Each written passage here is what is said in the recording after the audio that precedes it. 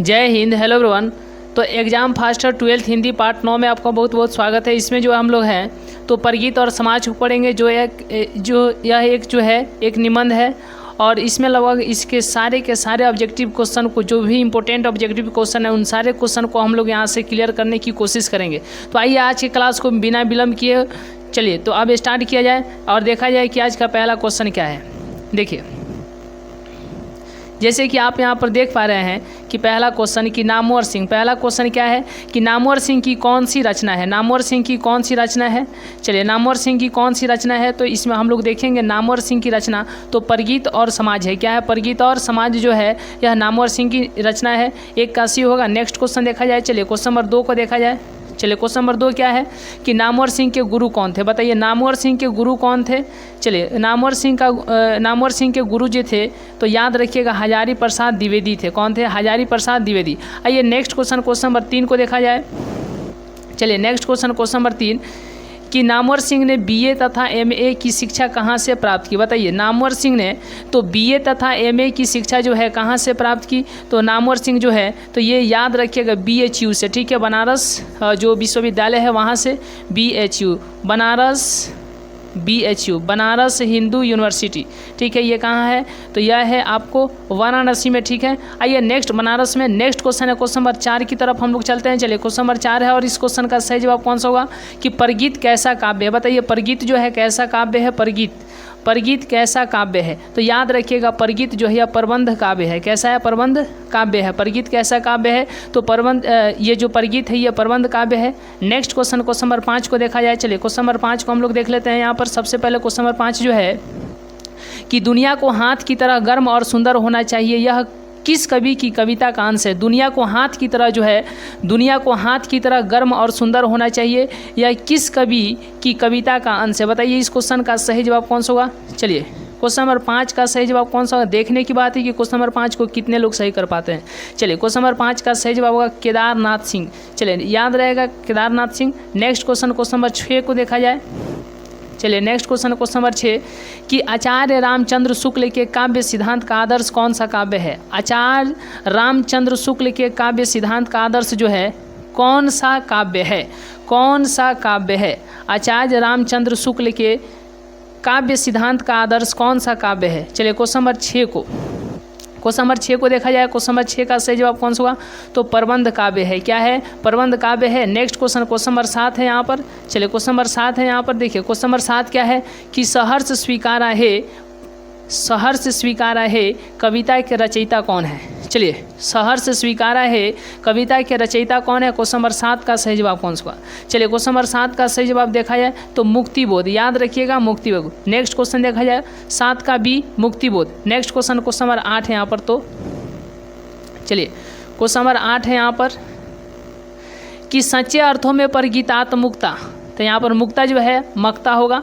सच्चे अर्थों में परगीतात्मकता का आधार क्या है। बताइए सच्चे अर्थों में परगीतात्मकता का आधार क्या है। क्वेश्चन नंबर 8 का सही जवाब कौन सा होगा। देखने की बात है कि क्वेश्चन नंबर 8 का सही जवाब कौन सा होगा, तो क्वेश्चन नंबर 8 का सही जवाब होगा समाज के विरुद्ध व्यक्ति। ठीक है, तो सच्चे अर्थों में परगीतात्मकता का आधार क्या है, तो सच्चे अर्थों में परगीतात्मकता का आधार समाज के विरुद्ध व्यक्ति होगा। 8 का C। नेक्स्ट क्वेश्चन है क्वेश्चन नंबर 9। चलिए क्वेश्चन नंबर 9 जो है यहाँ पर कि पर किससे यह सातों सागर के पार एकाकीपन से ही मानो हार, यह किस कवि के कविता का अंश है। पर किसने यह, ठीक है, सातों सागर के पार एकाकीपन से ही मानो हार, यह किस कविता के कवि का अंश है। चलिए यह जो है किस कवि के कविता का अंश है, तो पर किसने यह, ठीक है, सातों सागर के पार एकाकीपन से ही मानो हार, यह जो है किस कवि के कविता का अंश है। बताइए किस कवि के कविता का अंश है। शमशेर बहादुर सिंह। किनके? शमशेर बहादुर सिंह के। चलिए नेक्स्ट क्वेश्चन है क्वेश्चन नंबर 10। चलिए क्वेश्चन नंबर 10 यहाँ पर देखा जाए। क्वेश्चन नंबर 10 है कि नागार्जुन के काव्य संसार के परगीत नायक का व्यक्तित्व किस प्रकार का है। नागार्जुन के काव्य संसार के परगीत जो है नायक का व्यक्तित्व जो है किस प्रकार का है। क्वेश्चन नंबर 10 का सही जवाब कौन सा होगा। देखने की बात है कि क्वेश्चन नंबर 10 का सही जवाब कौन सा होगा।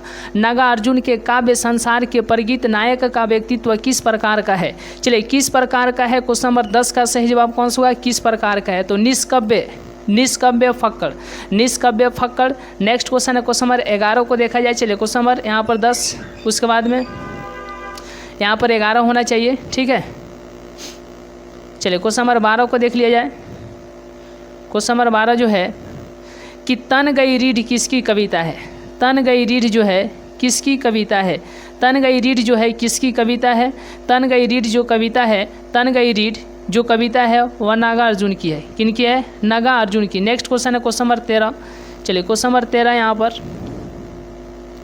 क्वेश्चन नंबर 13, नामवर सिंह 1970 में किस विश्वविद्यालय में हिंदी विभाग के अध्यक्ष पद पर प्रोफेसर के रूप में नियुक्त हुए। नामवर सिंह 1970 में किस विश्वविद्यालय में हिंदी विभाग के अध्यक्ष पर जो है तो प्रोफेसर के रूप में जो है नियुक्त हुए थे। चलिए क्वेश्चन नंबर 13 का सही जवाब कौन सा होगा। क्वेश्चन नंबर 13 का सही जवाब देखा जाए। चलिए क्वेश्चन नंबर 13 का सही जवाब कौन सा होगा, तो जोधपुर विश्वविद्यालय के, कहाँ के? जोधपुर विश्वविद्यालय के। नामवर सिंह 1970 में जोधपुर विश्वविद्यालय में, ठीक है, हिंदी विभाग के अध्यक्ष पद पर प्रोफेसर के रूप में जो है नियुक्त हुए थे। नेक्स्ट क्वेश्चन है क्वेश्चन नंबर 14 को देखा जाए। चलिए क्वेश्चन नंबर 14 क्या है। क्वेश्चन नंबर 14 क्या है। क्वेश्चन नंबर 14, दूसरी परंपरा की ओर, दूसरी परंपरा की खोज किसकी रचना है। दूसरी परंपरा की खोज जो है किसकी रचना है। दूसरी परंपरा की खोज जो है किसकी रचना है। दूसरी परंपरा की खोज जो है किसकी रचना है। नामवर सिंह की है। किनकी है? नामवर सिंह की है। दूसरी परंपरा की खोज जो है यह नामवर सिंह की रचना है। नेक्स्ट क्वेश्चन है क्वेश्चन नंबर 15। चलिए क्वेश्चन नंबर 15 यहाँ पर, क्वेश्चन नंबर 15 क्या है कि निम्नलिखित में कौन प्रलय की छाया के कवि हैं। निम्नलिखित में कौन प्रलय की छाया के कवि हैं। निम्नलिखित में कौन प्रलय की छाया की कवि है। Question number 15। चलिए निम्नलिखित में कौन प्रलय की छाया के कवि हैं, तो जयशंकर प्रसाद। कौन? तो जयशंकर प्रसाद। नेक्स्ट क्वेश्चन है क्वेश्चन नंबर 16 यहाँ पर।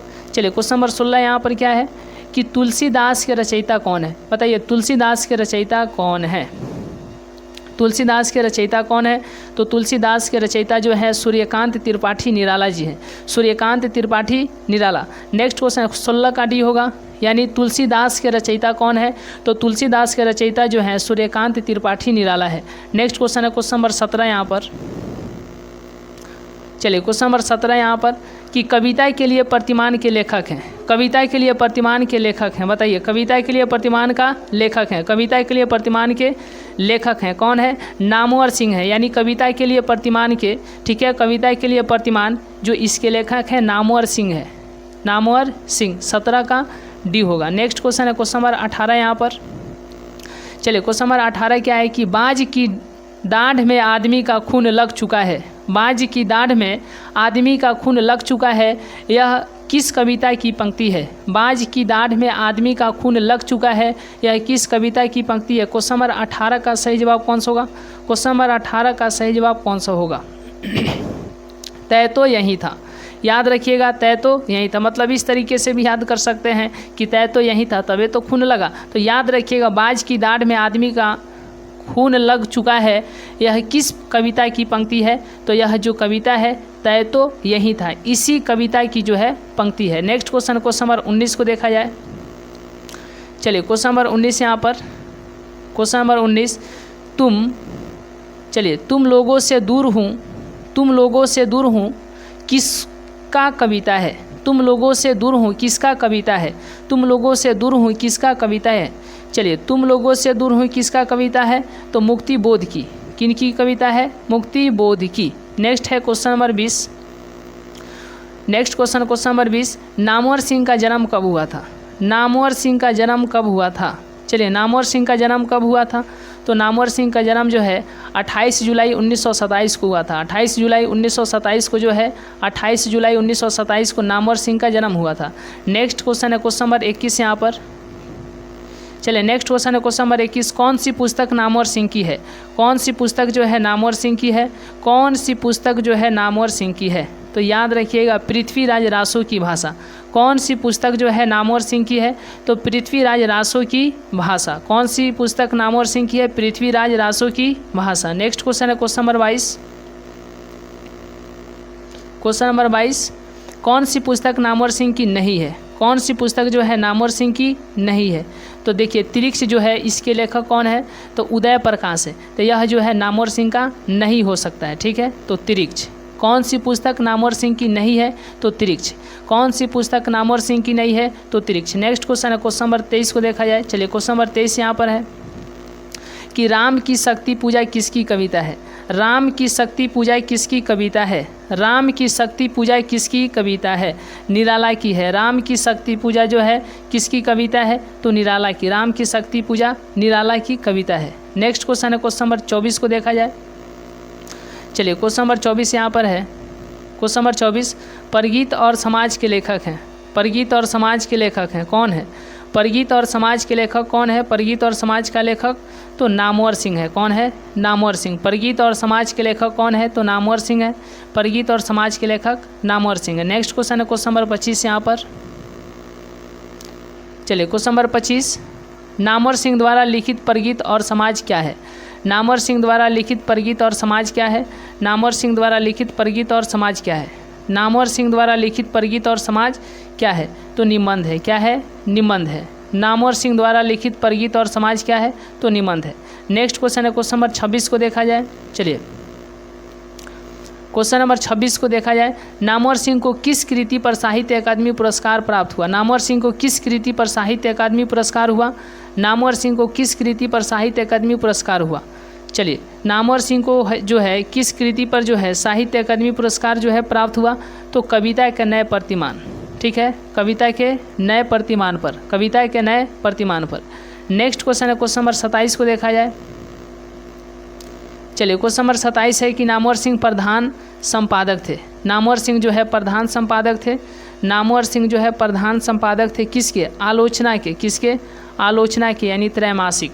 आलोचना त्रैमासिक के नामवर सिंह प्रधान संपादक थे आलोचना त्रैमासिक के।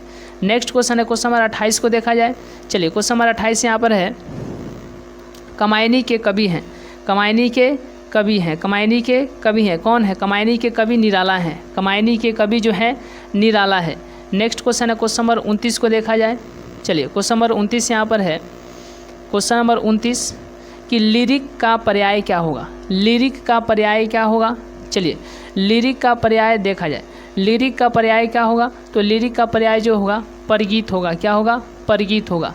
तो आज का क्लास जो है, यदि आप हमारे साथ जुड़ना चाहते हैं तो आपको याद रखना है 88 73 74 10 70। इस पर आप व्हाट्सअप कर सकते हैं या बेहिचक कॉल करके किसी भी प्रकार की जानकारी है तो आप इस पर व्हाट्सअप या कॉल कर सकते हैं। तो आज का क्लास जो है मैं यहीं तक हम लोग रहने देते हैं। मिलेंगे नेक्स्ट क्लास में, नेक्स्ट वीडियो में। तब तक के लिए बहुत बहुत धन्यवाद।